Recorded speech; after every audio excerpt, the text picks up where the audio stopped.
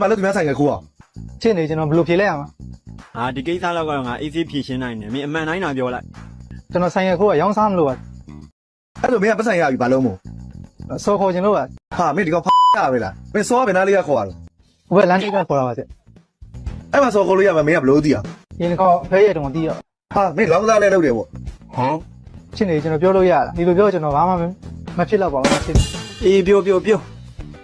ဖဲရဘယ်နာလေးသွားရိုက်တာ ဖဲကဟိုဘက်လမ်းထိပ်မှာရိုက်တာခုတော့မြိုက်တော့ပါလေတစ်ခါလေဖီအားများလို့ရိုက်တာ ကဲမင်းကဘာလို့ဖိအားများရတော့ တော့တမားတွေကိုလင်းရအစင်မပြေလို့ပါ လိန်နေဟလားမင်းလိန်တာဘယ်လောက်ရလဲ သိန်းလောက်ဖဲရတမားတိုက်တာတော့မရဘူး ဟာတပြက်လည်းတိုက်သေးရဟုတ်လားဘယ်လောက်ရခဲ့တော့မင်း 300တော့ရ အဲ့ပတ်ဆိုင်တွေကိုကြားတော့မင်းဘယ်လိုလုပ်လိုက်တာ ပစ္စည်းဝယ်လိုက်တာပါ ဘာပစ္စည်းဝယ်လိုက်တာမင်းက မူရစေဝါ ဟာမူရစေဝါလည်းလုပ်သေးရဟုတ်လား